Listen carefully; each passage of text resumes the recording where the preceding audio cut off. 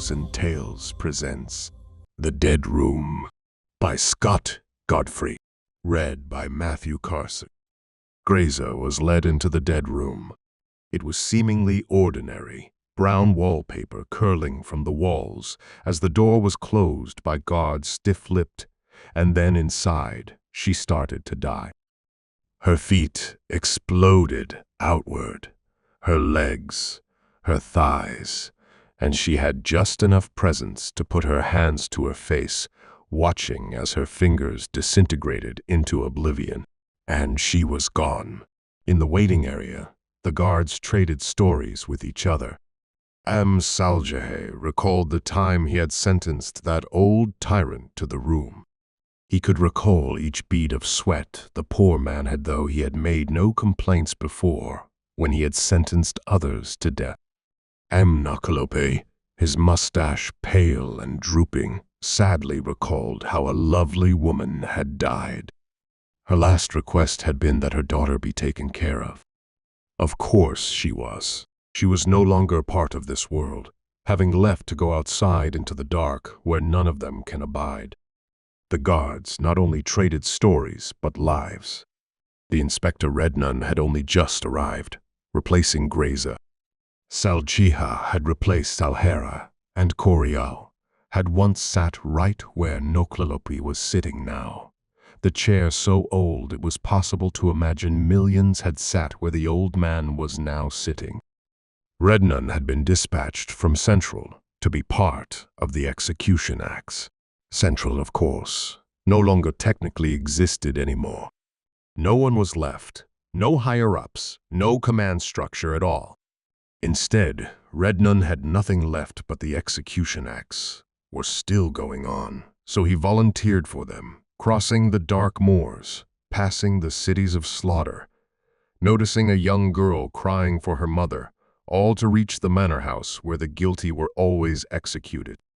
The axe and the firing line. Noklalopi began again. That was the older way of things, before the world broke down, leaving us here with just this one job left, one thing finally worth a damn.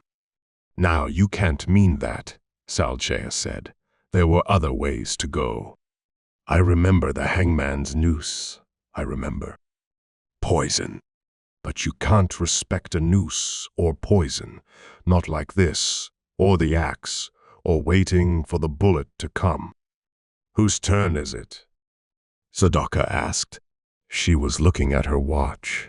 The manor had once housed over 300 guards whose sole purpose was to execute enemies of the state. But since the state had broken down and the revolution had claimed so many, the manor had dwindled, predominantly because the executions had to go on, even if the only guilty ones left were the guards gathered there. It had a casualness to the whole affair. Each night, someone was chosen to stand and die. The guards led them, stiff and formal and afraid of the room, but also acting just as they would have before, to keep some basic order in their lives, and the guilty would be executed. Then they'd do it all again the next night. So there were now 5 left. 6, if one counted Sajtal, but he was the groundskeeper, and no one wanted his job, so only 5 really counted as potential victims now. Rednun, though new, could still potentially be executed on his first night here. A coin was taken from Naklalope's pocket, the coin of choosing. Call it, he said casually as he threw it up in the air. Heads, Rednun said. It landed tails. My turn, Saljiha said. He stood up in the old kitchen, the stove crackling behind him. I'll get dressed formally, and we can begin. Hold it, Rednun said.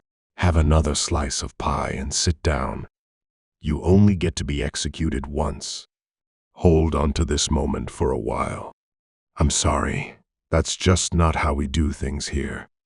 He bowed formally to everyone, went upstairs, and got changed into the best suit he had, the one with only 3 patches to it. Sadaka and Nakalope also rose. Come along, they said to Rednon. "You're part of this too now." He rose. They went to their rooms and got changed as well. Then the three of them led Saljahar to the dead room and shut them. Door. There was a flash of pure energy, and he was gone from off the surface of the world. And all the while Sajtal was wandering in the halls, which seemed to stretch on forever, uncertain of everything except he did not want to be amid the company of those mad ones as he talked to himself and hoped they had forgotten all about him, as the world of the manor seemed to stretch on forever, silent and immutable and unchangeable.